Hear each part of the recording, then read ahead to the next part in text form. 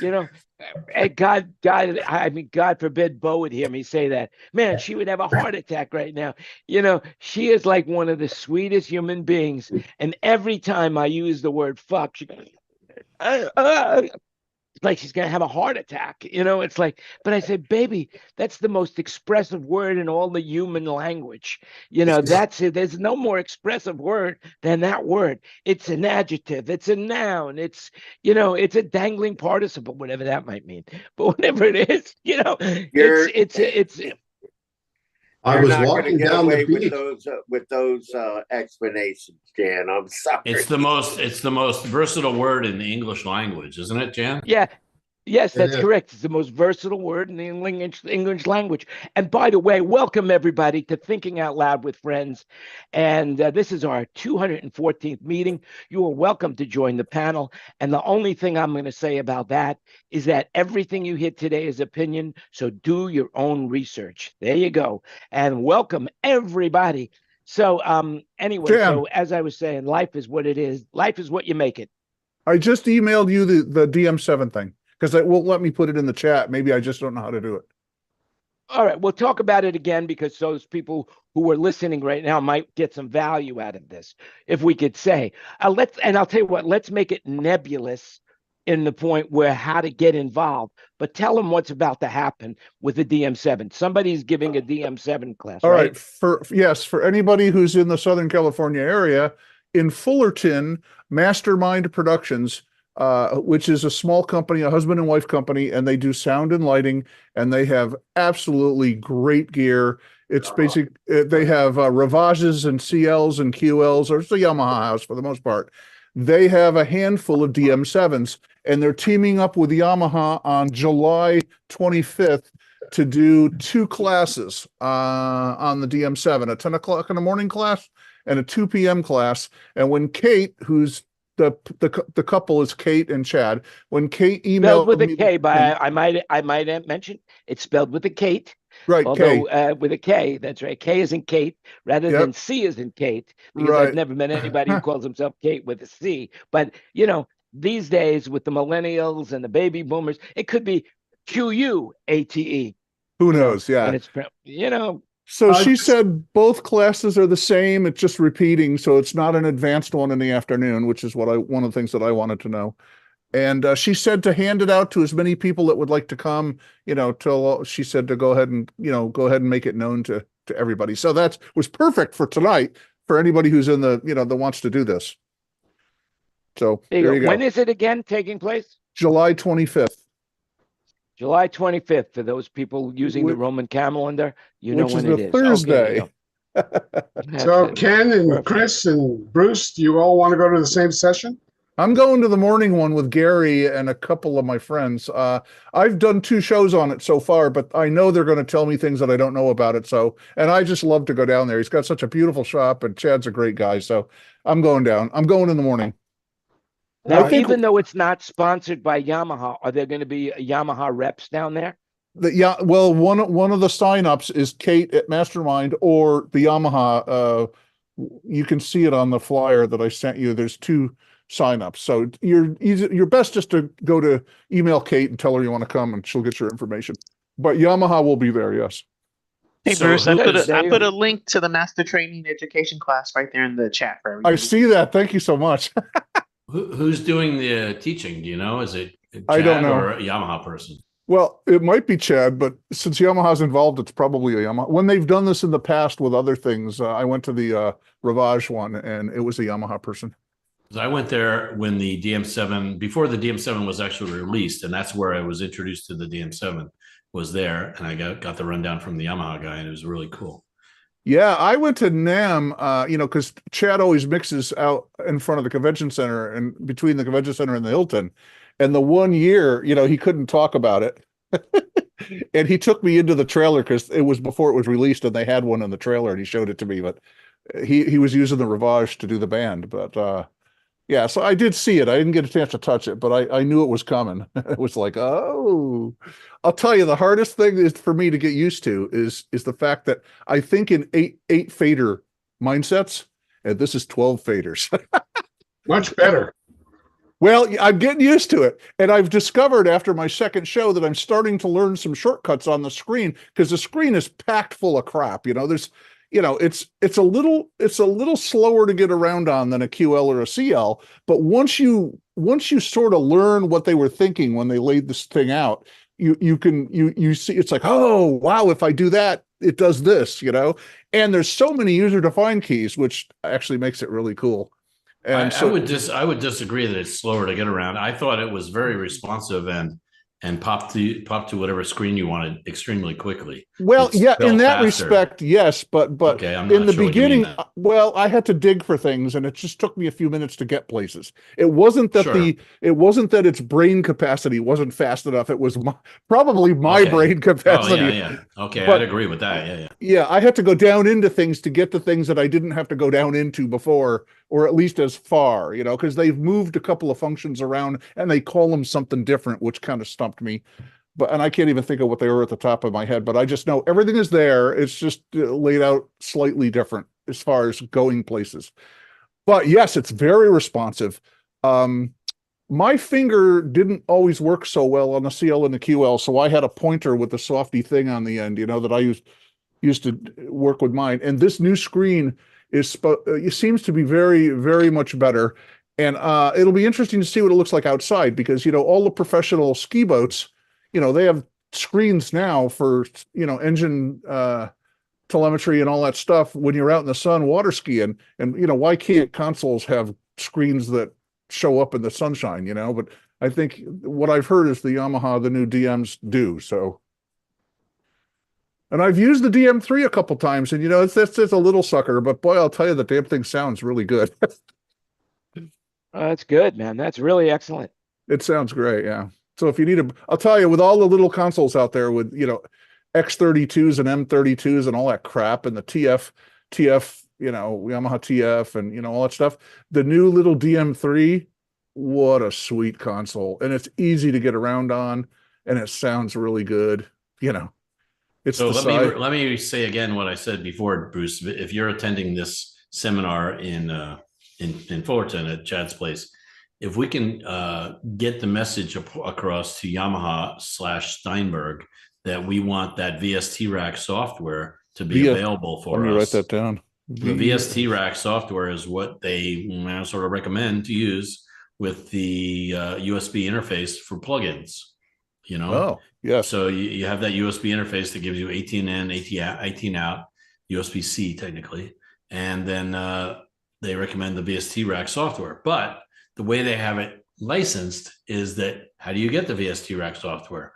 You, the owner of the DM7, get one license to put on one computer, and that's it.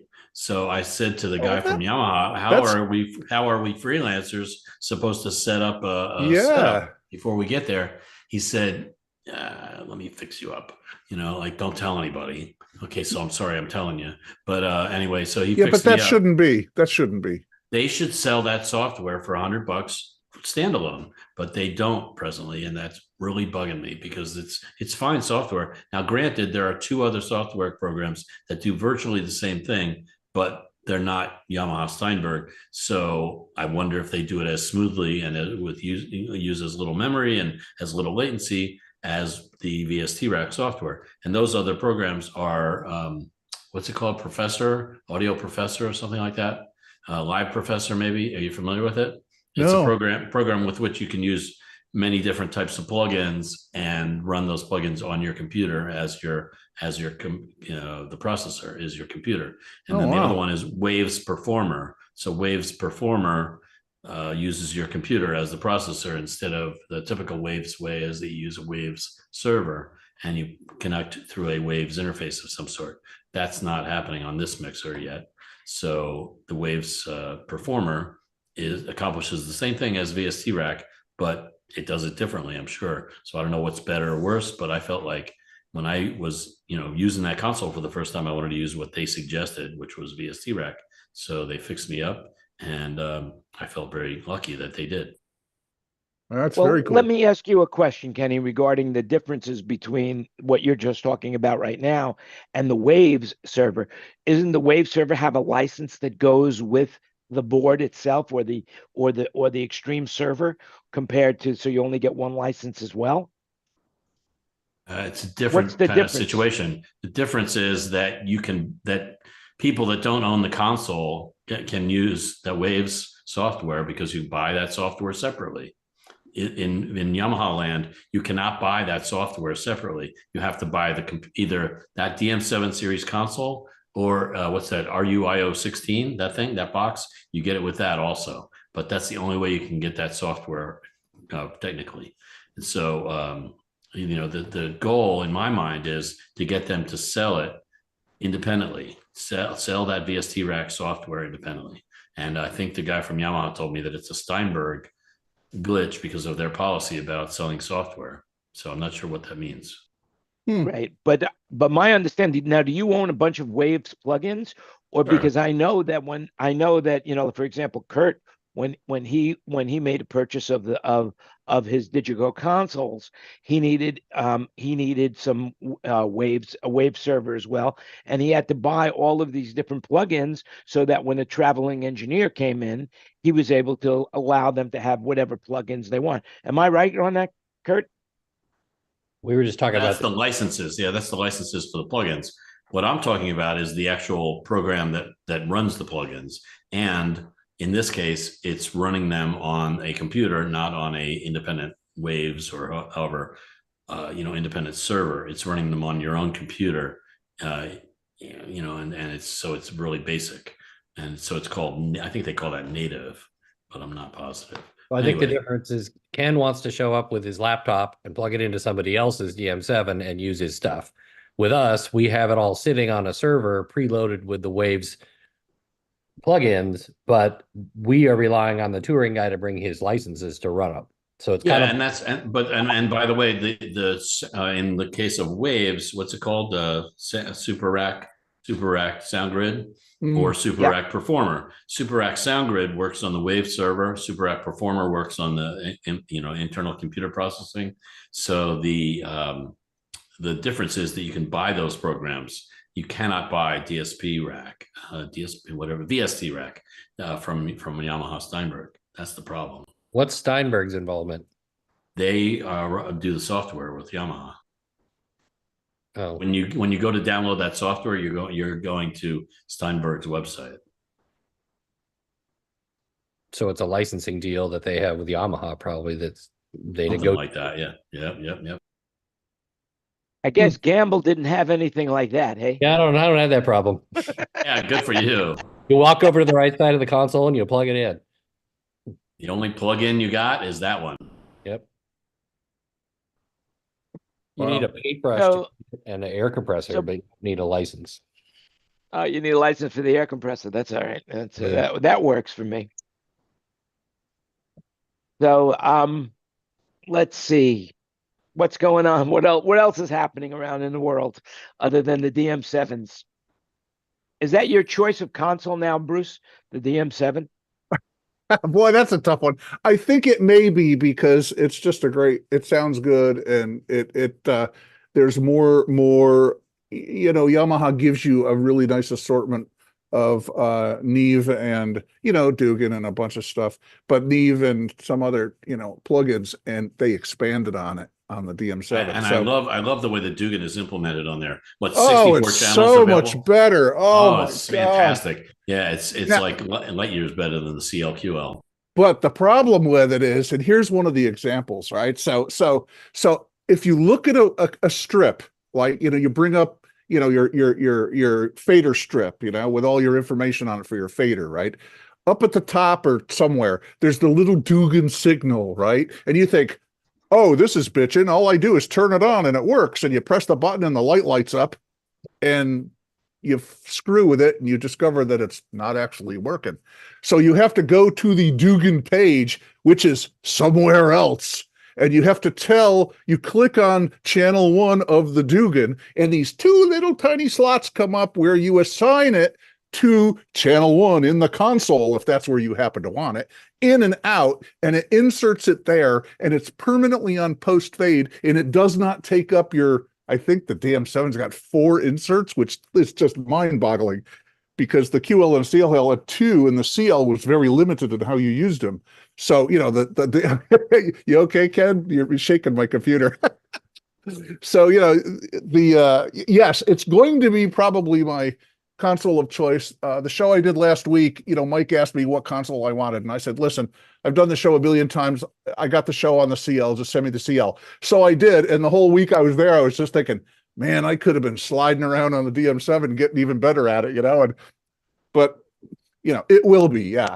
I have no doubt that it will be because they might do the Dugan that way so you can't accidentally engage. You know what? You were absolutely right. It's well implemented. If you ask right, me. it's well implemented. And once I figured it out, it took me freaking hour to figure out where the hell it was. Once I figured it out, logo. It's that Dugan thing, yeah, right? But it isn't. But I mean, you click on that and it lets you into the Dugan world, you know? Sort of, yeah. So the light lights up and says it's on, but it's on. It's just not engaged in that fader, right? So once I figured that out, I was like, oh, you know, this makes total sense. So you don't do it by accident. Yeah, you know, it's be very intuitive. You don't want to by accident turn the Dugan on your kick drum channel. You know, that would just not be good. The new Midas, it's the same kind of deal where anything that's going to be like potentially critical error, you have to hold the button long enough for the little highlight to go around the switch. Like you got to commit to the idea that you kind of like the old solo in place button on some consoles, like on the, where was that? I know on the AMAC it had you hold it down the job button. Seconds. Push the button, lose your job. Right. That's why it had the cover over it. You know, the other great thing about the DM7, it's got 32 inputs and 16 outputs right on the back of the damn console. So is it 16 or is it, you know, it's got 48. 32 and 16, yeah. Yeah. So unlike the CL, which only gives you 8 and 8, you know, if a bunch of people decide they want some laptops in front of house, because I do corporate shows, and you need all these analog ins and outs because they sprung it on you and you didn't bring any of your other tricky Dante devices, you know, you just poke stuff right into the console and you tell it where you want those inputs to show up. And, you know, it just took all the limits away from the Yamaha console. That console is just pretty bitchin'. I'd love it if it had one more bank of 12 faders. Yes. Please tell the Yamaha guys. You know what? You know, they have that little expander. You know what? Which is cool, but it's only 4 faders. And right? And is it useful? You know, can you change those faders per bank? No, yep. It's just they're fixed to those 4 things. So make it a little more expensive and give me 12 more. I don't give a shit. I do corporate shows. I want 12 more faders. 12 more faders. And it doesn't have to have a screen with it. It doesn't have to have a screen. They could sell a 12 channel or 12 fader expander module. Yeah, if they could come up with that, that would make that console primo. So you know what's funny though, and be aware, you guys who don't know this, and probably some of you guys already do, but when you get the little expander thing that sits on the side, it's got the jog wheel, which they haven't figured out what to use it for yet, which is kind of funny. And it's got 4 faders and it's got a shitload of extra user defines, and you know, it's got all this cool stuff on it, but it's only like 5 inches wide, and it makes the console like 5 inches longer, right? Well, how that patches in to the console is an Ethernet cable, and it has its own IP address. So it's not just to plug it in and it freaking goes, oh, there you are, and it just works. You know, all of a sudden now, you know, you have this thing that's theoretically built into the console now, and you got to do the IP address thing, and you have to know the IP address of the console, and it's got to be like 001 or 002. It's got to be in that range, you know, so that it sends all the information back and forth. And, you know, I'm not a networking guy. You know, I know enough about that stuff to be dangerous. And when it doesn't work half the time, I don't know what to do. When it works great. But when it doesn't work, I have to call somebody. So you want an Apple console then is what you're looking for? Well, pretty much. You know, if you're going to give me an expander module, why do I have to hook it up with an Ethernet cable, you know? Can you link 2 full desks together and make one out of it? Yes. Well, according to what they say, I haven't read anything about it yet, and I haven't tried it yet. But I'm under the understanding that you can. Well, then there's what about the Neuralink? What's wrong with that? There's nothing wrong with that. That's fantastic. I did not know that. About the link in the desk together, or about the link in? If you could do 2 DM7s linked together by Ethernet. I don't know if it's by Ethernet, but I was told that you can link them together, but I've never done it, and I don't know how. I know that little expander module thing there is an Ethernet cable, and it's for sure. Yeah, it talks via IP addresses. It's a remote. Yeah, it's a remote. Yeah. I bet Ken could get his Yamaha guy to send him one so they can try. Yeah. Yeah. Well, we Hey, Bruce? probably could try it out in Chad's shop next week or in July because he's got a Bruce, bunch of. Yeah, go ahead. I'm sorry. are you sure it's not a neural link where it connects to you itself, and that way you could control it just by thinking? That could be cool. Yeah, there you go. We'll have to talk to Elon Musk about that. Maybe he can come up with something I could stick in my ear and plug into the console. Yeah, there you go. Linking consoles together. I mean, you theoretically you can link two wings together. You can link two X-32s together, but you can't be sharing the same buses, and it's not linked together. They're just Well, you just run them side by side, you patch them together. But right, aux 1 you should be able to take aux 1 from one console input 12, right? And aux 1 from input 12 on another console. And when you turn them up, it should come out of aux 1. Wouldn't matter.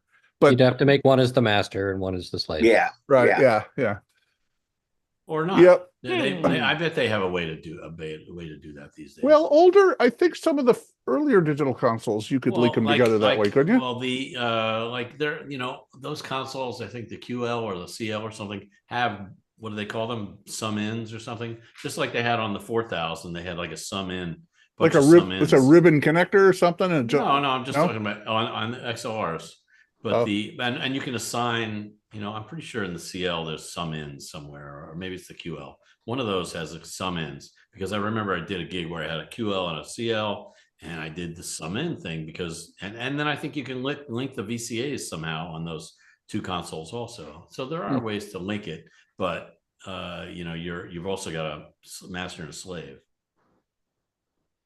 Cool.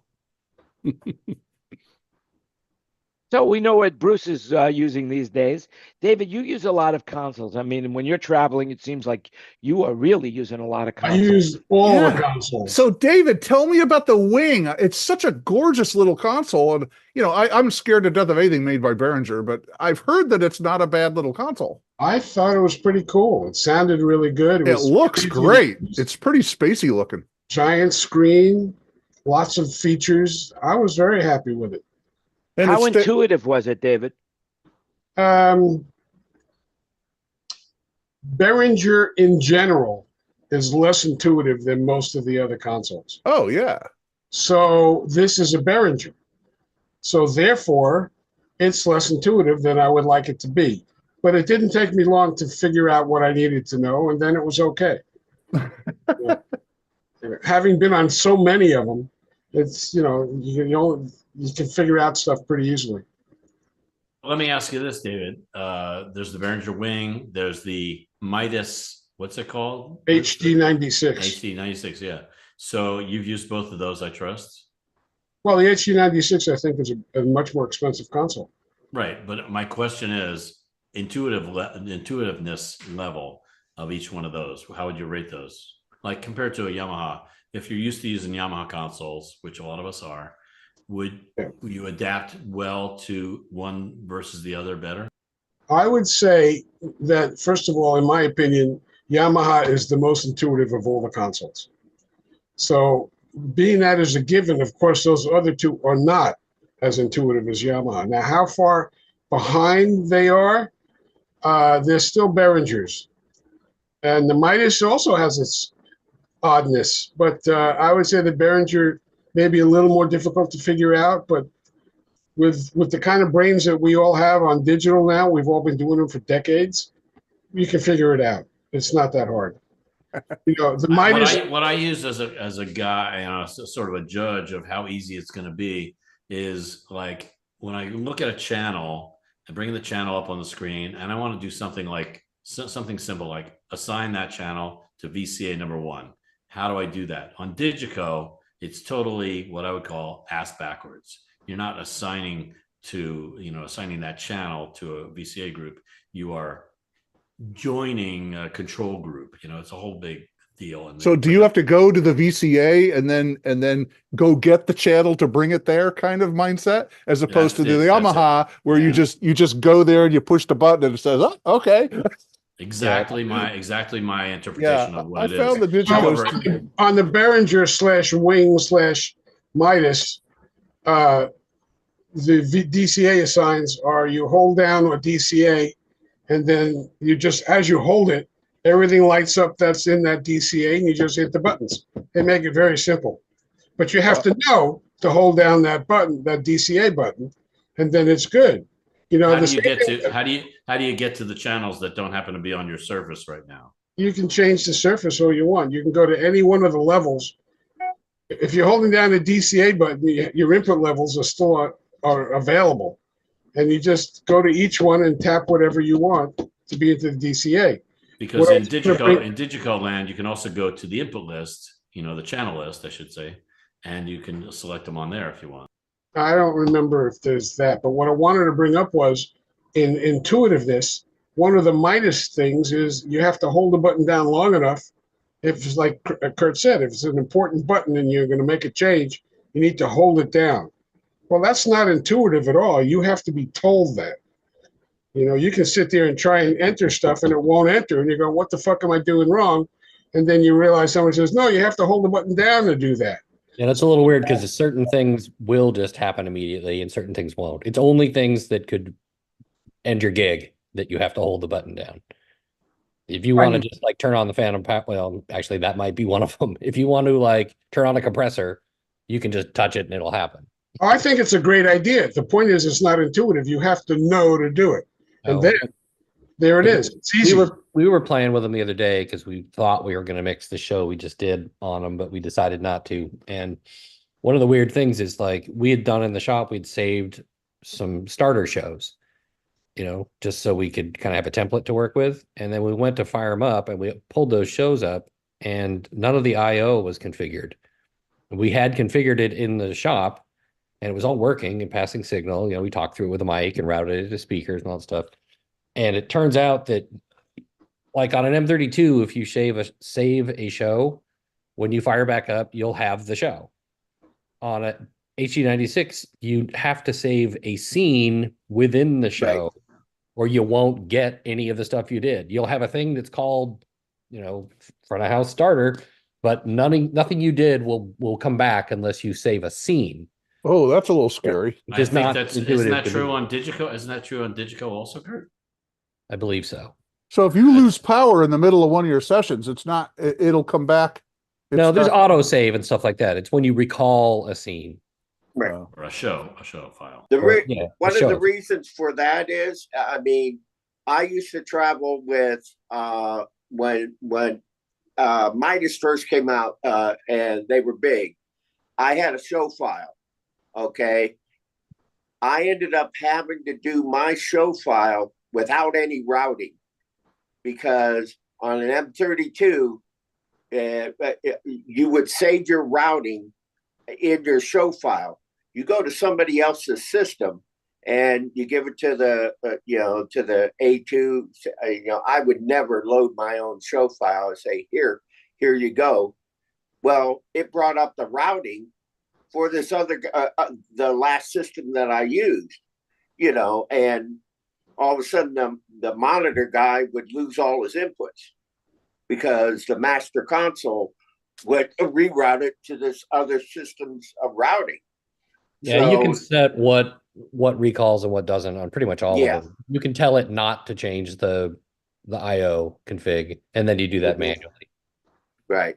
A lot of people don't bother to do that, and it screws everything up, just like you just said. But that was my biggest beef with guest engineers because I'd have to do a corporate show for a week, and then like the third night of the 5 nights, we'd have like some band come in, some famous act, and they'd say, "Oh, I got it on my stick," and it's like, "Don't you dare!" I would always have him send me his show, and then I would build my show around that show, or send me his Excel spreadsheet on the show, and I would just, when I was sitting around not doing anything, I would build his show on the extra faders so that when he came in, he wouldn't have to load anything on my console. Because if you're like Joe Yamaha and you're like an expert on that shit, isn't there ways to do that? Yes, properly. Like you just load the. You just load the inputs just certain the inputs. parts of it, yeah, or something, right? Yeah, That's the reason why, like, if you're doing, I did a year of doing what David's doing with a Tom Petty cover band. Tom Petty cover band, what they were only regional, but I would be going in. I had a thumb drive with, 30 different show files saved for every type of console. And I would never load it. And I'd say, here you go. Look in the Midas folder, or look in the Wing folder, or look in the Yamaha folder. And the systems guy, I say, you do it. I ain't touching your system. There's my show file. Go grab it and I'll verify it. You know what? In 30 years, and it might just have been who it was, because you probably know, Kurt, you probably know people who know how to do this. I never had an engineer come in that knew how to load his file without totally destroying my console. Because I'd say, you can load your file, but only load the inputs and start at, 40 or start at 30 or whatever. And they're like, oh, if I stick that in there, it's going to change the matrices and all the mix buses and everything. It's like, you can't do that, man. I got 3 days worth of corporate left and you'll totally screw me, Yeah. So I guess that's why you have to be a nice guy, hey? It always Especially helps. the monitor guys. always Especially the helps. monitor guys have to be super nice to the front of house guy. Otherwise, you're in trouble. I never got to be a good monitor guy, not because I didn't know how to do it, because I know how to do it. I built a lot of monitor systems, but I never had the patience to deal with the frickin' musicians. And that you got to be a certain kind of person to be a really good monitor guy, because it's all about ears and mixes and all that shit, but boy, I'll tell you, you got to know how to deal with all those personalities on the stage and keep them smiling.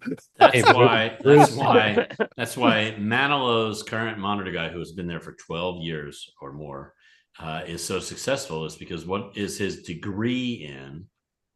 Psychology. Yeah. So he knows exactly what to do, how to deal with every him. Situation. It's amazing. Some guy would say, that's what it takes. Can way I have more than technical knowledge. Can I have a little more shimmer in my voice? And I'd reach up and say, fuck you, it sounds great. That's what I would say too. Yeah, and that would be the last show I did. Then I would be fired like the first day on the gig, Yeah. You guys which I've proven a few times, Do you guys know the difference between a monitor guy and a toilet? I have heard this, but I don't remember. The monitor guy only has to deal with one asshole at a time. The toilet only has to deal with one asshole at a time. That's so good. I got to remember that. I have heard of that before. That's wonderful. Oh my God. I could never have the patience. I like doing monitors for like local bands and, bands that don't have big recording contracts, that don't tour, because they're usually, if I'm doing monitors, I'll have a pretty good monitor system and it's better than what they usually have. So they're very appreciative. But boy, you get a name act in there and they could be anal bastards. It's like, bring your monitor guy, because I don't want to deal with it. My first boss, Jersey Joe. Remember him, David? Jersey Joe. He would say the smaller the act, the more pain in the ass they are, because they're trying to work their way up and they're not successful yet, and that kind of vibe. And they were always a big pain in the ass. The ones that were more successful, they were like, okay, this is what I want. This is how I want it. Boom. They're very cut and dry. But the ones that are on their way up and they're trying to do something, he was right. They were such a pain in the ass. I would completely echo that. So I have worked with so many acts that was difficult enough that the monitor guys gave unbelievable monitors, and yet they still weren't good enough. Yeah. And I decided way early in my career, I would rather listen to what I can make out of a band and to sound like a record than deal with individual musicians and deal with the troubles of a monitor guy. I agree 100%. Now, on the other hand, the monitor guy always gets to know the band much better, or the star, and I'm stuck out in front and I'm just another guy. Great, you do a good job for me, thank you very much. But we don't get to know each other. One of the things about working with Hotel California is we're living together, we're in the bus together, and all of a sudden I'm realizing what it's like to be part of a band. I've never had that before, and it's really nice. But that's the reason I never wanted to do monitors. I didn't care about not being part of the band. I just didn't want to deal with a drum mix and a singer mix and a guitar mix. I wanted the whole thing. And I need a little more shimmer in my vocal mic. Everybody hears differently, and especially singers, when they're singing and listening to themselves, you can't hear what they're hearing. There's no way. And even if you get it consistent from night to night, they're going to want something different because of maybe their mood or how their voice sounds or any number of reasons why they're going to want it different. And how do you react to that? It's just like, oh man, it's very challenging to do monitors. I was mixing monitors for Donna Summer at one of the casinos, working for her. And she came to me and said, I need more mids in the highs. Mids in the highs. Yeah. What are you going to do? It might have been more. I have to tell you about my very first and last major monitor gig. Now, this is way back in the day. 1975, Notre Dame Arena. Sound company was IES, okay? And we had a 24/8 Marshall monitor desk. It was hand built by Jim Marshall. Wow. And the bands were Derringer, Nugent, and Aerosmith. This is 1975. I was the third person on the crew, but just before the show, the monitor engineer got fired. So they said, Greg, $1,000 to do the show, and you'll get an 8-ball if you do well, if you survive. And I said, sure. And so the band goes off, and I was trying to be diligent and everything like that. And, you know, Steven Tyler at that time was all in the wraps, all these scarves and wraps, you know, as part of his on-stage costume. And about halfway through the show, he starts taking off his wraps, and he's wearing this T-shirt that says, I can't hear my fucking monitors, and turns around and gives me the fingers. Oh, so, that's funny. So I got paid, and the stage manager and the road manager calmed him down, and I said I'm never doing monitors for them again. But to add insult to injury, the cover of Cream magazine that week was Steven Tyler giving me the finger saying, I can't hear my monitors. You're famous. Okay. You're famous, Greg Baker. You're famous. On that note, I got to leave. I got a 6:00 meeting. So take care, you guys. Bruce, have fun. Have a great week. See you, man. Love you guys. See you next week. Remember, VST rack, individual purchase. So if you've got a lead singer who's really pissing you off, you just patch the harmonizer onto his channel, 100% wet return, and just bend it 2 cents, and just leave it. Just leave it all night. That's what Artie used to do to Paul Anka, or according to Artie, back in the, what would that have been, 70s or 80s? So it wouldn't have been. So a very what good would that harmonizer. do? What actually would that do? Well, they hear themselves through their monitors at the different pitch than what they're actually singing. They'll spend the whole night trying to correct catch up. They're trying being to catch flat up or sharp or whichever way you decide to bend them. Yep, it's crazy. It'll drive them nuts. And also, too, especially if they're on in-ears. If people are on in-ear, inexperienced vocalists on in-ears, if they have bad mic technique, if they get close on in-ears, they go sharp, typically, because they hear themselves louder. And if they're close, they're going to be they're going to be sharp versus the rest of the band. So, and I don't know how you deal. Well, obviously you deal with it really well, Kenny. But man, down here, yes, I'm singing from my belly button. The interesting thing about that, Greg, is that he's got that mastered. In other words, if he can feel, I don't know how he does it, and feel or hear or something, the house or the monitors or something, and if he's in between songs, he gets it way down there sometimes, and it's fine and it just works. I just put his fader at maximum gain before it starts getting ringy, and he just works it. And then I work the band around him, as I pretty much do. And then occasionally or often I'm riding his vocal just to get a little more half dB here, half dB there, but it's crazy. Do you use an expander on him or just compression? 50-45 is my best friend.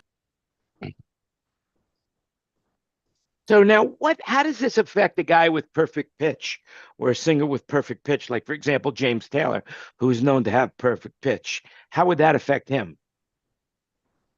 Drive him crazy. He'd go, this can't be right. He would be driven crazy. Would he not, Kurt? I mean, he would be going, oh, yeah. I know I'm singing an A. It's coming out A sharp, kind of in between A and A sharp, Yeah, that's when they take their plugins out. They'll pull one out and go, what's wrong? Yeah. Well, if I ever get a chance to do Anita Baker again, and I happen to be mixing monitors, I know my plan. Really? Seriously? That's what you want to do? No. Makes it go sharp. It's an opinion. Remember, do your own research.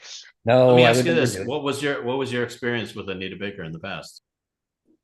Oh, we provided PA for her because it has to be Meyer. The whole thing, it has to be Meyer wedges and a brand new 100-foot cable and no splitter and all this other crazy stuff.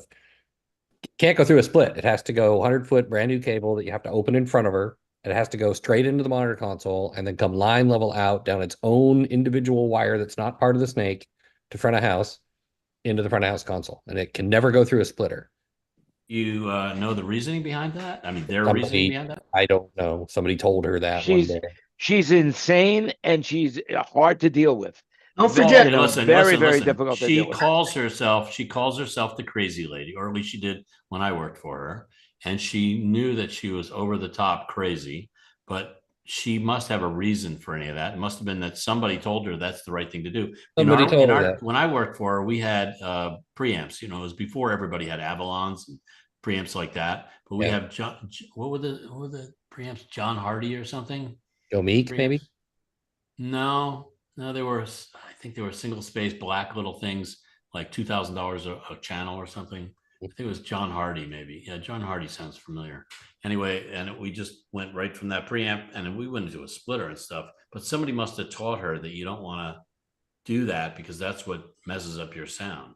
You need to have the pure I think sound. something got unplugged once or something. I don't know. They didn't explain it to us. They just told us what it had to be, and then we had to matching Meyer wedges.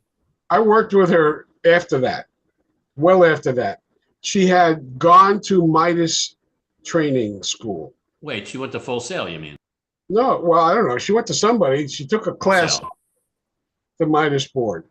And so what she insisted on was that I take her mic, put it into the console, take the direct out, and go into the amplifier for her monitors. I had no control except gain. That was it. Well, did she not use an in-ears on that?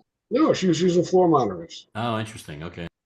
And the front of house guy had it into a little bit of feedback, and she blamed me for that. And I wasn't touching the console. There was nothing I could do.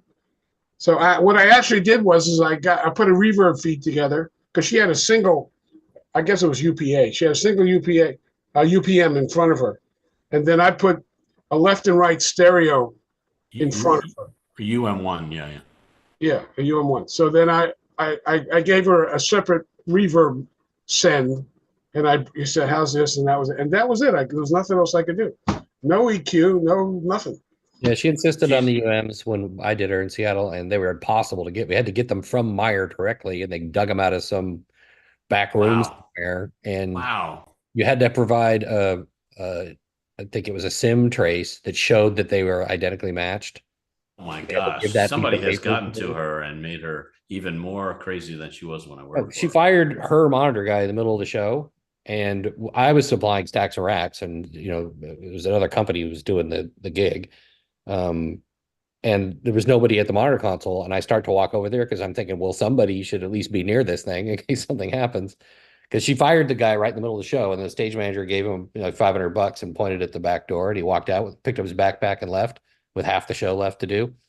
And I start walking towards the console, and the tour manager guy, her manager, grabs my shoulder and stops me. And he says, "If you know what's good for you, you won't get within 50 feet of that thing." And I'm like, "Okay." My name is not Kenny, all word cases. Well, that show Kenny, that I got fired in the middle of the show too. And I walked out front and listened to, what the guy was doing, and I heard it squeaking the whole show. And then she wouldn't pay me. I actually had to take her to threaten her to take her to court. I kept sending her lawyers letters, and she finally said, every time my lawyer writes me, it's another $500. So she paid me, but it took months to get paid from her. You're talking about Anita Baker, all Baker's concerts. Whatever it was, I mean, I know I had a lawyer. All I had contact was a lawyer. So every time I sent the lawyer a letter saying I haven't gotten paid yet, it cost her a lot of money. And she finally said, "Okay, I'll pay you."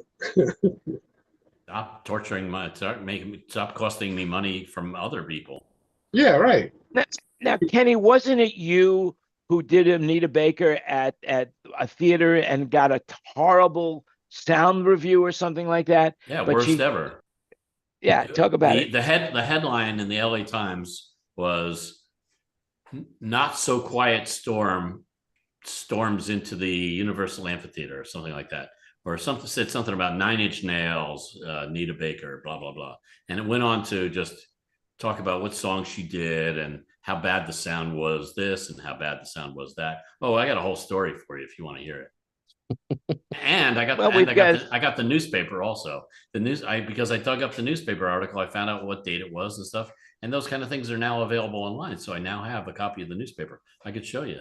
Do you have it framed on the wall? No. But anyway, the moral of the story. Put it in your resume. Put it in your resume. Because here's the thing that was amazing about this, Kurt.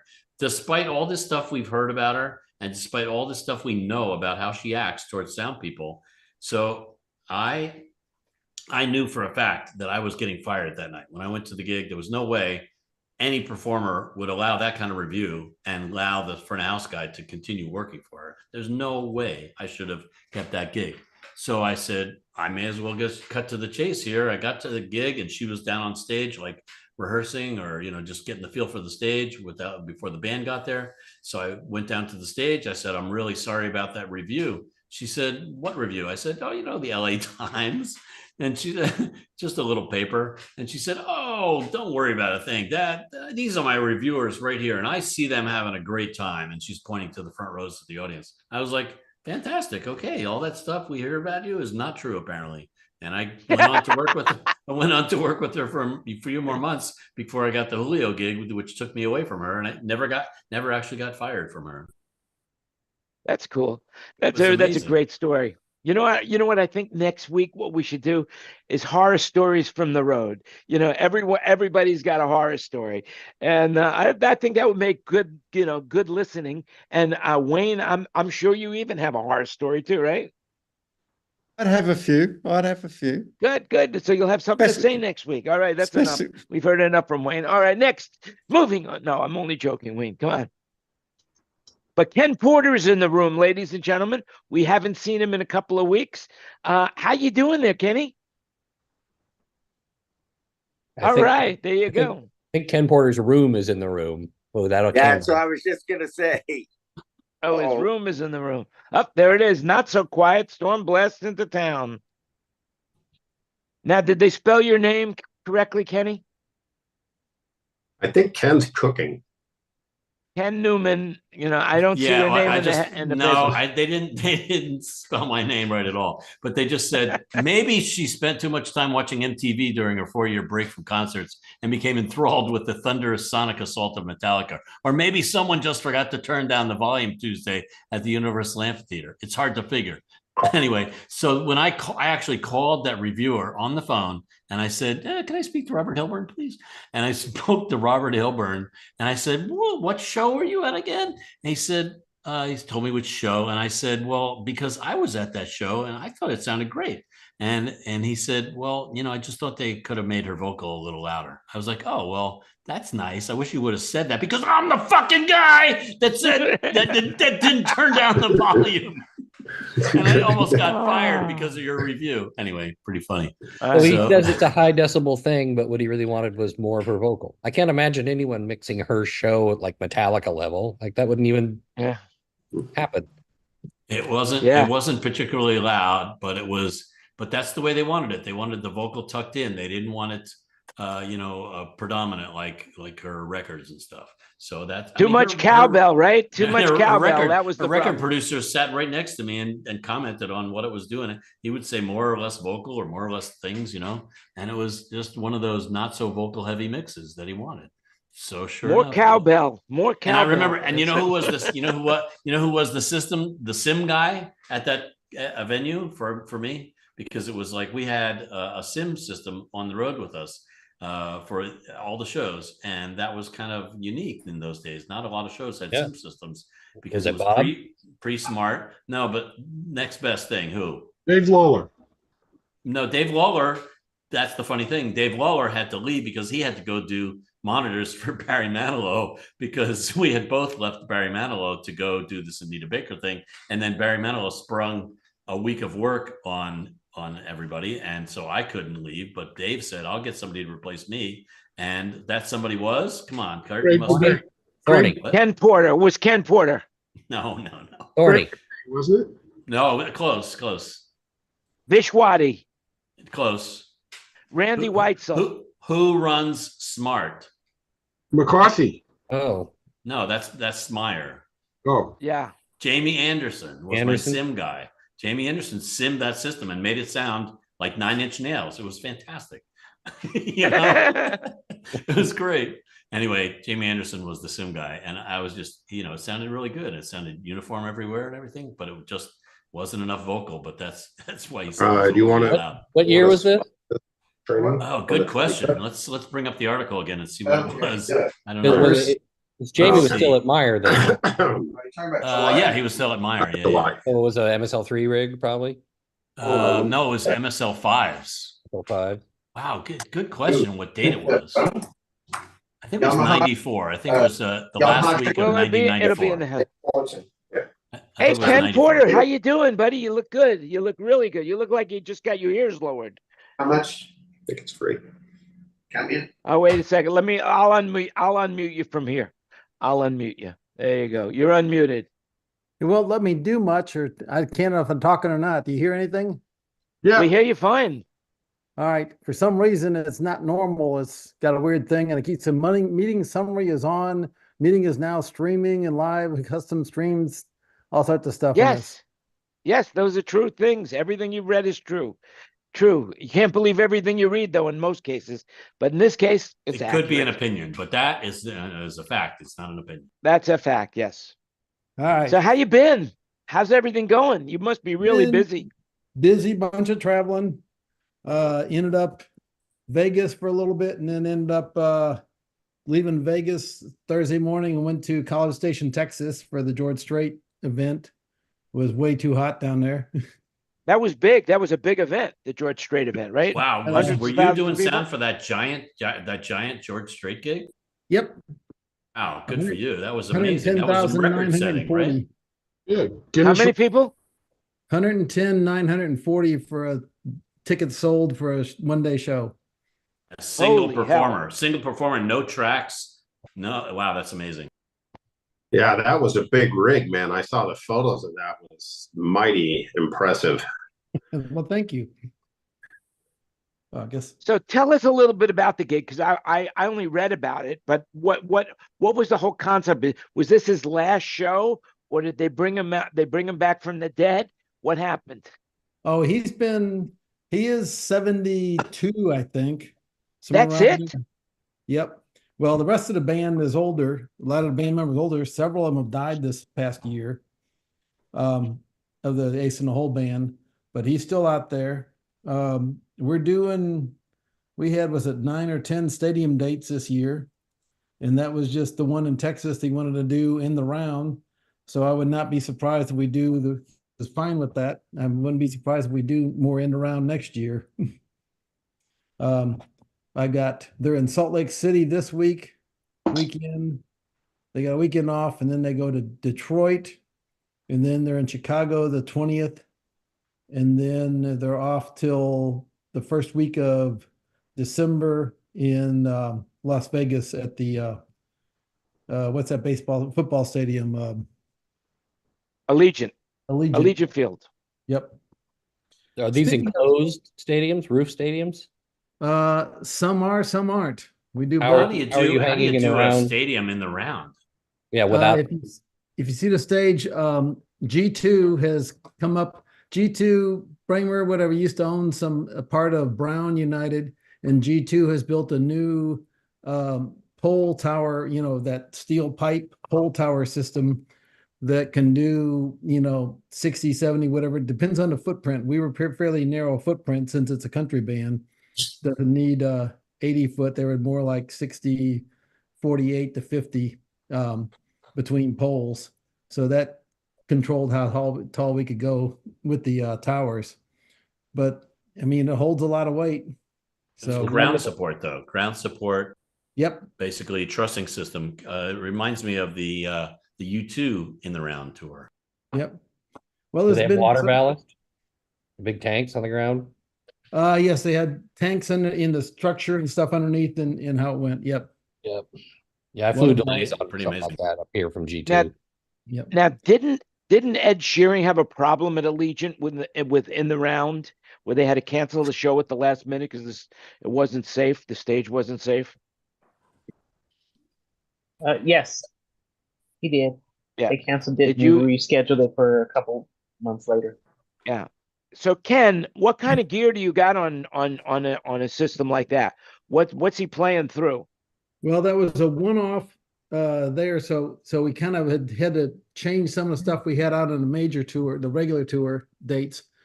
But we had 24 GSL facing the long ends, and I had 24 KSL in each corner facing the short wide, the 50-yard line side. And then I had subs hung in each corner in between them. And then I had subs in front fill. So that's D&B. You use a D&B, right? All D&B, yep. Right. And what kind of D&B console did you have SL, on yeah. front? Well, that was the house engineer, George. What's George's last name? George. Anyway. George Strait. Yeah.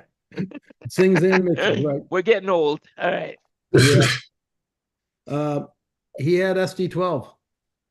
And Bangs was doing monitors, and he has S5000 Allen and Heath. You know Mike Bangs? I don't know him, but now was there any challenge in signal crossing? Whatever.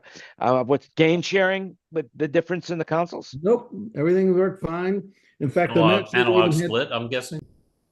It's an analog split, but we also had Malcolm, whatever, from Austin's truck there, and he did tracking recording, and Chuck Ainley came down and tracked stuff that we needed for. He's going to do an album release, live album stuff. Well, very good. So it all went well, all went smooth. Yep. Everything is good. Yep. Speaking of all's well that ends well.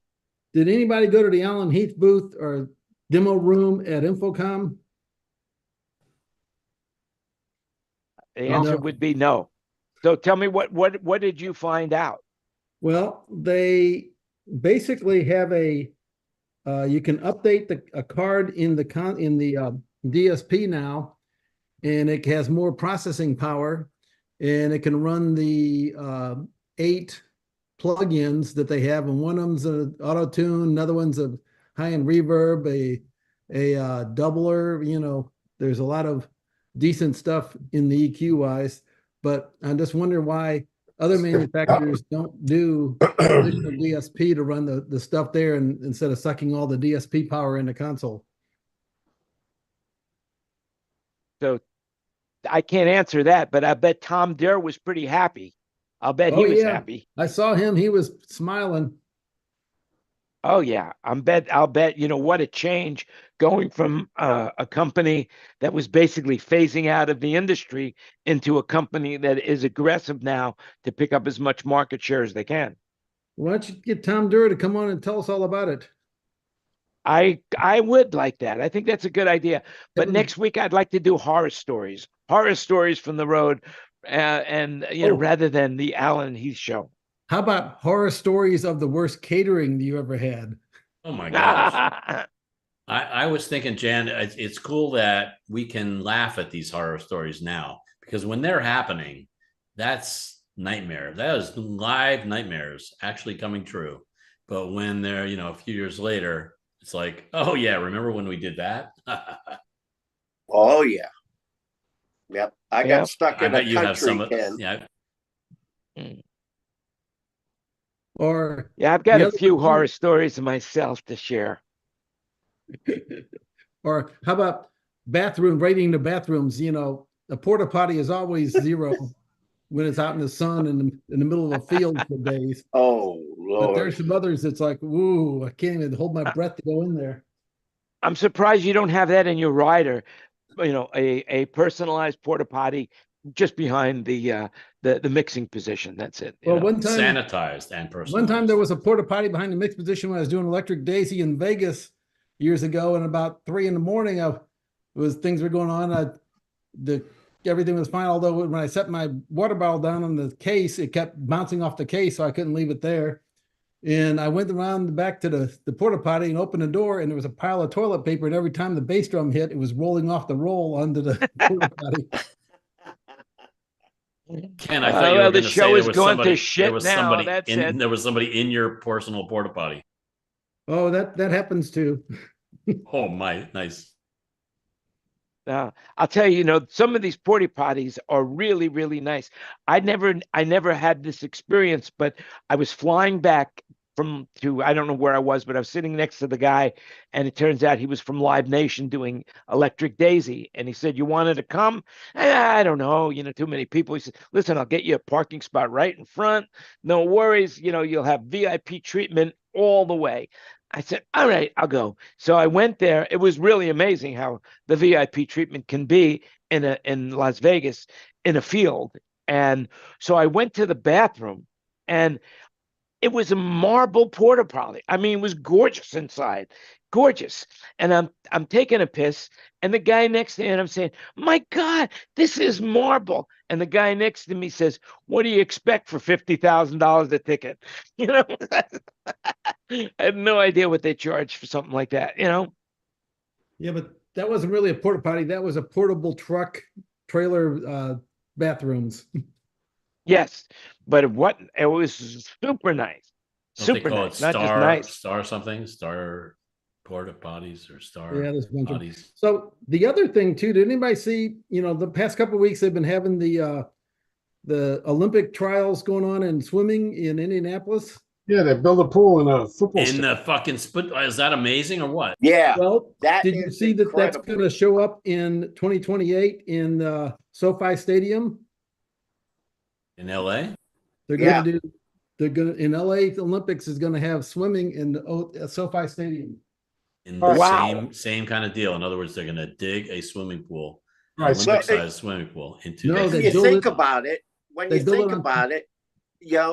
mean, the Olympic trials, you got look at how many tickets you could sell and those tickets are current price tickets, So, and for Olympics, it's going to be the same like Super Bowl tickets.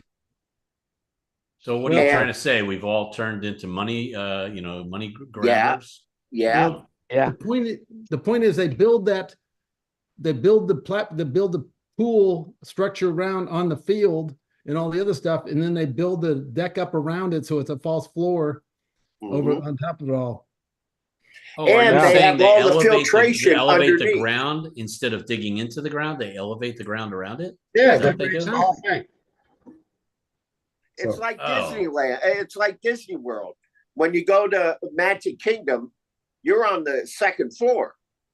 Okay, there's the main floor is underneath, and all of that happens underneath. That's exactly what they did in the stadium. And that's a lot of weight. I was thinking the pool was 8 feet tall. Yeah. That's a lot of weight. I'm not a mathematician, but I know that's a ton of more than a ton of weight. That's like, the most weight you could possibly have. Water is heavy. Well, they just did it successfully. Yeah. So they know they can do it. Lucas, what's the water sitting Lucas on? Field. The water's sitting on the ground, right? Yeah. Yes, because they removed the football field and the football poles to build it. Yeah, and they it contained over 2 million gallons of water as well. That's not it. Wow. Yeah. That's what picture is that? Wow. It looks like a racetrack. Yeah. It looks like they're racing speedboats around it. It's like they filled it with water. It's the 1962 World's Fair at Seattle Memorial Coliseum, and they built an indoor boat racing venue. Wow. In the stadium. Wow. In 62. I've done concerts like right where that boat's coming around the corner. About that. Yeah, wow. That's cool.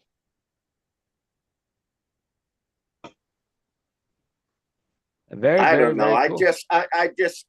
I looked at the economics of it, and they had how many days of the Olympic swimming trials were there? Broadcast on TV. There was 5 days. 2 weeks probably.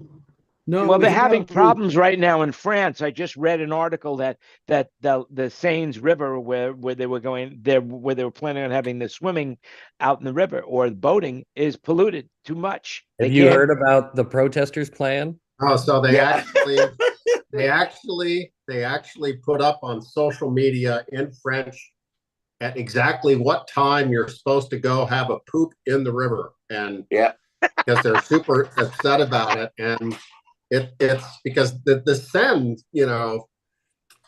it's a complex river system, so they have Chris, tributaries. The basis of the time that they want you to do it is so it will coordinate with when the mayor supposed to go swim in the river to prove it's fine. Correct. So is that funny? La Mer. Isn't it called La Mer? La Mer, La Poop, La Mer? Plus Macron. So it's going to be the mayor and the president that are going to go swimming with some brown trout. Should be how do you sell shit, and how do you say shit in France? Isn't it La Mer? La Mer? La Mer? Mayor. But Mayor. But you can also say the thing, though. Yeah. Can you imagine how it's going to be delivered? I mean, do you just come there with a bucket? Or I think they're getting sitting along the. They're getting very creative, and they just go down to the river and let it fly, and clean up, and that's it. I think Ken Newman is starting to question his choices of participation right now. Just like questioning the earth, the society, the human society. It's like going over the top. Wasn't How did we get from Yamaha consoles to this so fast? Wasn't the opening ceremony supposed to be each one coming in like a canal boat or whatever down the Seine? It was going to be people all around the Seine River, and they would come into down the river to Seine. There was something I heard about that. Yeah. Well, Fred's going to be working at least part of the Olympics. I don't know what events he's doing. Well, the event he wants to do is the surfing and stuff like that, because they're doing a bunch of the Olympics, some of the Olympics in Tahiti in the French Polynesia. This is the first one without an actual central stadium location. It's never been done, where there is no main place, like for the opening ceremonies and stuff. There's no stadium. You did see the schedule. One second, Ken. One second, Chris. You got a concert going on in the background there. I do. So I got to roll, gentlemen. Great to see you all. And, listen, I want to tell you something. I was worried about you for a little while there, because I was watching you when you were off screen, and you were talking to somebody on the phone. Evidently, either that you were so animated, either that, or I thought you were going insane. And then I realized, oh, he's on the phone. First, I thought you were going insane, but you are insane because you hang out with us. So there you have it.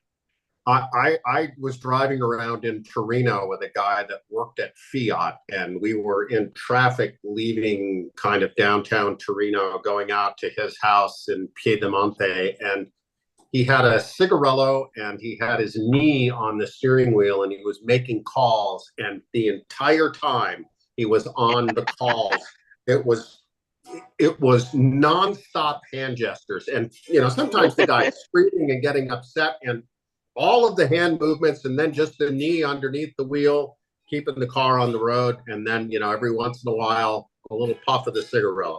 You got to love Italy. It's just fantastic.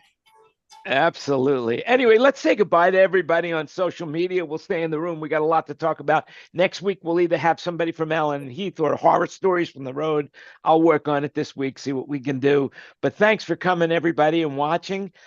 This was our 214th meeting, which means next week it'll be 215th meeting, consecutive, nonstop, without missing a week. That to me is pretty impressive. So thanks a lot for watching. Remember, everything you heard today was an opinion, so do your own research. And remember, above all, you make it happen. Stay safe, stay healthy, and we'll see you again next week. So from me and all the gang, unless there's something that somebody wants to say before we say goodbye, we're saying goodbye right now. And then after we say goodbye, I got a picture of Ken Newman to show you all. All right, we'll talk to you later.